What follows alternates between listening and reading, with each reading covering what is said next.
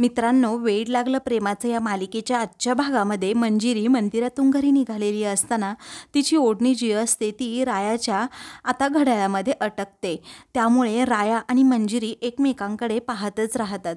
खरं तर हा विठुरायाचाच काहीतरी चांगला संकेत असतो। मग आता ते दोघेही एकमेकांकडे खूप वेळ पाहतच राहतात। तेव्हा मंजिरी थोडी मागे येते आणि तिला आता ती ओढणी त्याच्या घड्याळातून कशी काढावी हेच कळत नाही। मग आता राया स्वतः तिला मदत करतो, मग ती ओढणी निघते। दोघेही पुन्हा एकदा एकमेकांकडे पाहतात। तेव्हा आता रायाचा निरोप घेऊन मंजिरी निखिल सोबत आता घरी जायला निघते।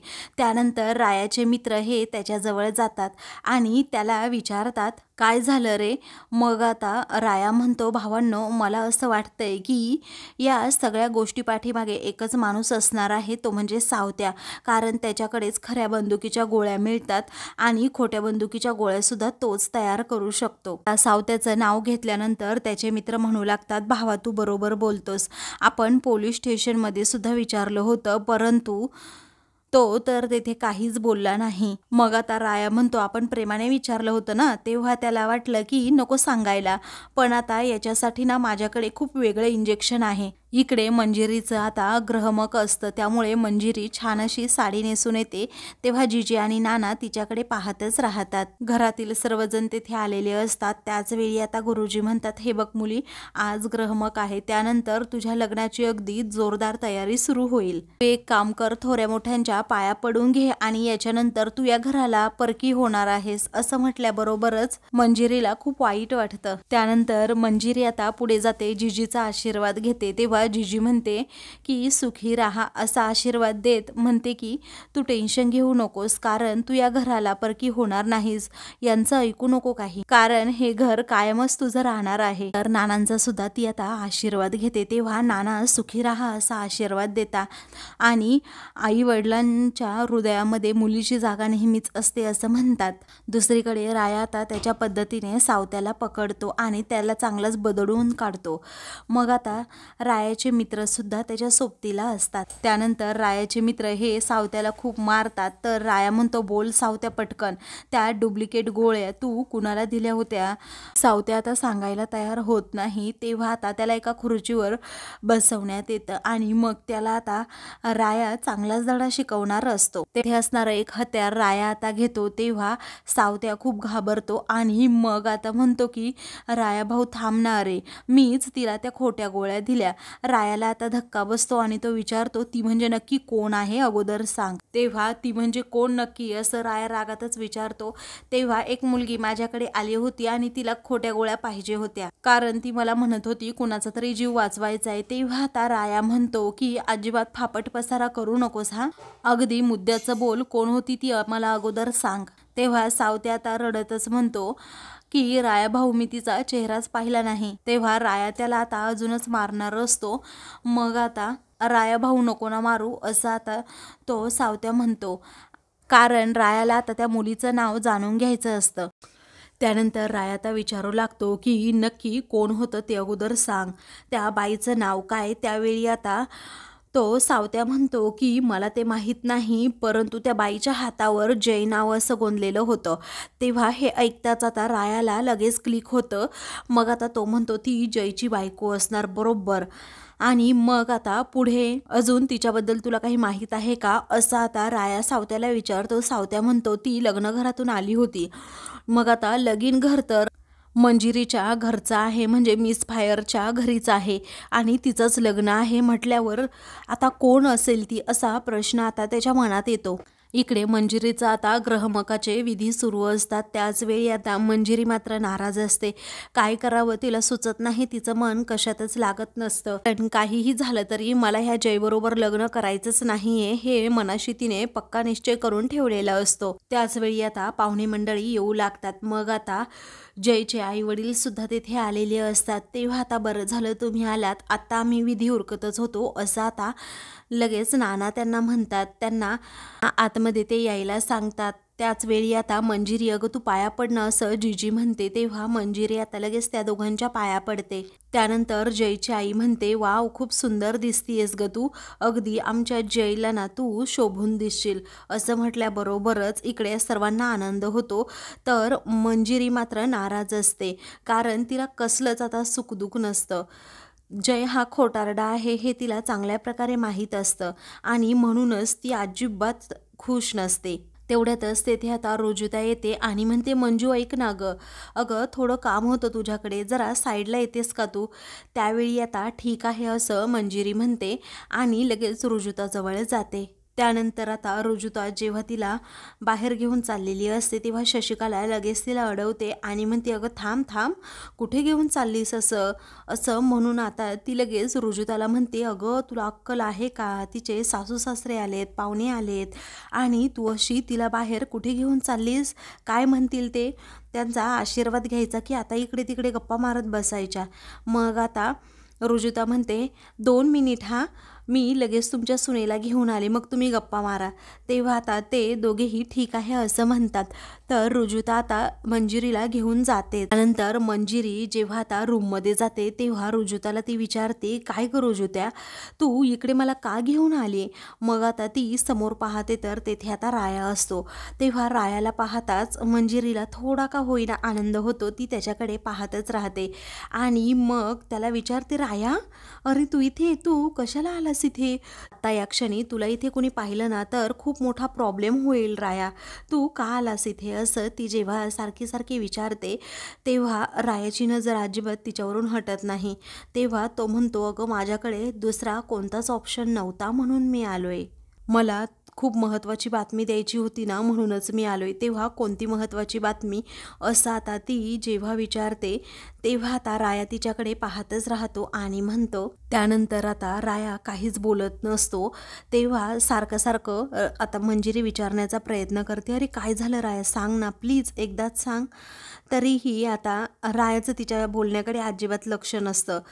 तेव्हा आता तो मनातच म्हणतो की मिस फायर, तुला मी कसं सांगू, आज तू एवढी सुंदर दिसतीये ना की खरंच म्हणजे खूप सुंदर दिसतीये, नजर नको लागायला कोणाची, असं म्हणून तो चक्क तिची आता दृष्टच काढतो. तेव्हा आता ती त्याच्याकडे पाहतच राहते. दोघंही एकमेकांकडे आता पाहत असतात आणि एकमेकांवरून नजरसुद्धा हटवत नाहीत. तेव्हा रुजुता आता त्या दोघांनाही भानावर आणते आणि म्हणते, मला ना ऑलरेडी खूप कामं आहेत, मी जाते हा बाहेर. त्यानंतर आता रुजुता ही तेथून जाते. तर आता राया अजूनही तिच्याकडे पाहतच असतो. मग आता ती विचारते, काय झालं राया, अरे जर तुला इथे कोणी पाहिलं तर खरंच खूप मोठा प्रॉब्लेम होईल, तू असा का करतोस रे, थांबा अगोदर, असं म्हणून ती पटकन आता दार बंद करून घेते. तेव्हा आता राया तिच्याकडे अजून खूप वेळ पाहतच राहतो. इकडे पाहुणे मंडळी येतच असतात. तेवढ्यातच जय आता तेथे येतो. तेव्हा जयाला असं म्हणून सर्वजण आता त्याचं स्वागत करू लागतात. त्याचवेळी जिजी आता विचारते, अरे तुझे दुसरे पाहुणे आहेत तरी कुठे. मग आता तो म्हणतो, ते येतीलच, त्यांची हॉटेलमध्ये राहण्याची मी व्यवस्था केली आहे, आता ही पूजा आटपली ना तर मी तिकडे जाईन, पाहुण्यांची व्यवस्था बघेन. मग आता जिजी म्हणते, अरे आजचा दिवस तुझा आहे, तू का जातोस तिकडे. मग आता जय हसतो आणि म्हणतो, काही हरकत नाही जिजी, मी असा जाईल आणि असा येईल, एवढं टेन्शन घेऊ नका. त्यानंतर शशिकला म्हणते की बरोबर आहे, जिजीचं बरोबर आहे, तू अजिबात कुठेही जाऊ नकोस रे जय, कारण आपल्यावर कसलं कसलं सावट आहे तुला तर माहीतच असेल ना. तो धूमकेतू कुठूनही प्रगट व्हायचा आणि असं व्हायला नको की तो धूमकेतू यायचा आणि सगळं काही आपलं विस्कटून जायचं. मग आता सगळेजण त्या दोघांकडे पाहतच राहतात. तेव्हा आता ठीक आहे असं जय म्हणतो. त्यानंतर जयला आता तिथे मंजिरी कुठेही दिसत नाही म्हणून तो आता विचारतो, कुठे आहे मंजिरी. इकडे आता मंजिरी रायाला विचारते, राया अरे तू इथे मला भेटण्यासाठी आलास ते ठीक आहे, परंतु अरे जर तुला कोणी पाहिलं असतं तर केवढ्यात पडलं असतं हे, आणि कुणी पाहिलं तर किती मारतील रे तुला, काय काय काय करतील.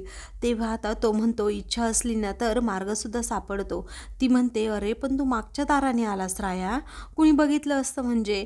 मग आता राया म्हणतो मिस फायर अगं जरा शांत राहा असं म्हणून तो पुन्हा एकदा तिच्याकडे पाहतो आणि तिच्यावरून नजरच हटवत नाही. मला जिथे जायचं असतं ना मिस फायर तिथे डायरेक्ट आपण घुसतो आणि आपल्याला असा मार्ग भेटतो आणि रायाच आपल्याला मदत करतो असं म्हणून आता तो तिच्याकडे पाहतो. आता ती त्याला विचारते बरं ते जाऊ दे पण मला एक सांग तुला काही महत्त्वाचे पुरावे हाती लागले आहेत का. मग आता तो म्हणतो हो महत्त्वाचे पुरावेच हाती लागले आहेत असं समज. जिने बंदुकीतल्या गोळ्या बदलल्या होत्या ना ती आहे एक मुलगी आणि तिच्या हातावर एक टॅटू आहे, ती तुझ्या घरी सुद्धा असू शकते. असं म्हटल्याबरोबरच आता मंजिरीला खूप मोठा धक्का बसतो. तेव्हा ती विचारते काय राया ती इथे आणि या घरात असू शकते. तेव्हा मंजिरीला आता धक्का बसतो. ती आता म्हणते असं कसं असू शकतं. दुसरीकडे जय नावाचा टॅटू काढलेला एक मुलगी आता लग्नघरातच असते परंतु ती कुणाला आता दिसत नाही.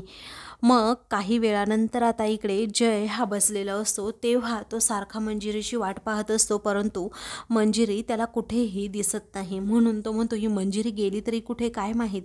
तो समोर पाहतो तर तेथे आता नाना त्याचबरोबर निखिल हे दोघेही कार्यक्रमाविषयीच बोलत असतात. त्यानंतर आता तो लगेच उठतो आणि जिजीला विचारतो मंजिरी अजून का आली नाहीये. मग आता जिजी म्हणते की अरे ती रुजुता बरोबर तिकडे आतमध्ये रूममध्ये गेली आहे, जरा येईल इतक्यात. तेव्हा जय आता ठीक आहे असं म्हणतो. दुसरीकडे आता राया म्हणतो हे बघ मिस फायर मी तुला एक गोष्ट सांगतोय, आता ज्या बायका तुला आशीर्वाद द्यायला येतील इथे फंक्शनमध्ये येतील तेव्हा प्रत्येकीच्या हातावर जय नावाचा टॅटू आहे का बघायचं. म्हणजे कोणतीही असो ती कदाचित तुला मदत करायला सुद्धा येत असेल. मंजिरी आता विचारात पडते आणि म्हणते खरंच राया ती मला मदत करण्यासाठी येत असेल का.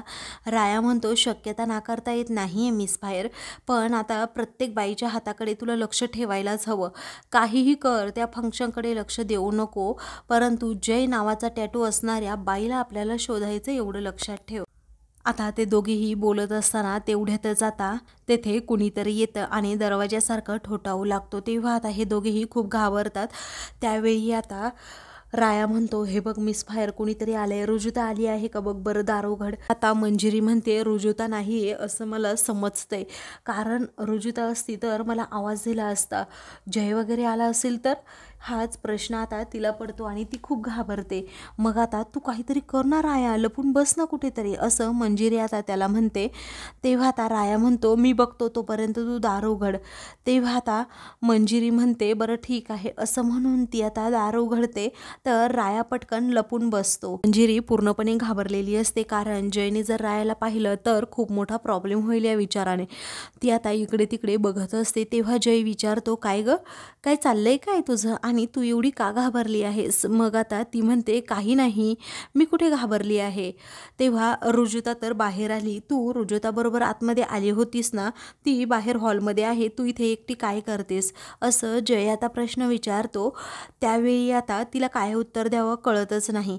ती आता जरा घाबरते आणि जयला विचारते तुला काही हवं होतं का जय. त्यावेळी जय म्हणतो नाही काही असं म्हणून तो आता तेथून जातो आणि जाता जाता तो आता इकडे तिकडे पाहत जातो कारण त्याला आता थोडा डाऊट आलेला असतो की इथे दुसरं कोणी तर नाही ना. पण आता तो त्याकडे दुर्लक्ष करूनच तेथून जातो. तेव्हा आता तिच्या जीवात जीव येतो, बरं झालं एकदाचा हा गेला, नाहीतर रायाला पाहिलं असतं तर खूप मोठा गोंधळ झाला असता या विचाराने ती आता मनातूनच खूप अशी घाबरलेली असते. कारण आता तिला आता रायाचं देखील बोलणं आठवत असतं की प्रत्येक बाईवर तुला लक्ष ठेवायचं आहे आणि ज्या बाईच्या हातावर तो टॅटू असेल ना तीच बाई जयची बायको आहे असंही तिला आता त्याने सांगितलेलं असतं. थोडा का होईना क्लू दिलेला असतो. त्यामुळे आता जयच्या बायकोला सापडण्याचा मार्ग आता मोकळा झालेला असतो आणि मंजिरी त्याविषयीच विचार करत असते. दुसरीकडे आता निखिल हा रायाला घेऊन बाहेर येतो. तेव्हा आता त्याला बाहेर आणल्यानंतर राया विचारतो काय रे तू इथे कसा आणि मला मदत केली तू अशी कशी केलीस. त्यावेळी आता निखिल म्हणतो मी त्या जयला पाहिलं होतं बाहेर येताने म्हणूनच मी मागच्या दाराने आलो आणि तुला मदत केली. त्यावेळी राया म्हणतो भावा तुझे खरंच खूप आभार. मग आता निखिल विचारतो तू इकडे कशासाठी आला होतास ते सांग ना. मग आता राया म्हणतो अरे मी इकडे आलो होतो कशासाठी माहिती आहे का, त्या घोरपडेच्या पहिल्या बायकोचा शोध घेण्यासाठी. पण आता ती इथे कुठे दिसेनाशी झाली आहे. मग आता ती कशी दिसते मला सांग, मी सुद्धा तुला शोध घेण्यासाठी मदत करतो असं आता निखिल म्हणतो. त्याचवेळी राया म्हणतो, हे बघ तुला प्रत्येक बाईवर आता लक्ष ठेवायचं आहे आणि ज्या बाईच्या हातावर जय नावाचं गोंधन असेल, असं टॅटू असेल ना, तीच बाई असेल त्या जयची पहिली बायको. असा रायाने आता क्लू दिल्यानंतर निखिल म्हणतो, आता लग्नाच्या निमित्ताने घरामध्ये खूप साऱ्या बायकांची ये जा करत असते, अशी कोणती बाई शोधू आता, आणि त्या प्रत्येकीचा हात बघणं शक्य नाही आहे ना, तरी मी बारीक लक्ष ठेवतो, चालेल ना. तेव्हा खूप मदत झाली भावा तुझी, थँक्यू थँक्यू असं राया म्हणतो. त्यानंतर आता निखिल म्हणतो, मी टॅटूवाल्या बाईचा आता शोध घेतोच. राया म्हणतो, मी सुद्धा अख्खा पंढरपूर पिंजून काढतो की नाही बघ आता तू निखिल, असं म्हणून आता ते दोघेही एकमेकांना साथ देण्याचं ठरवतात.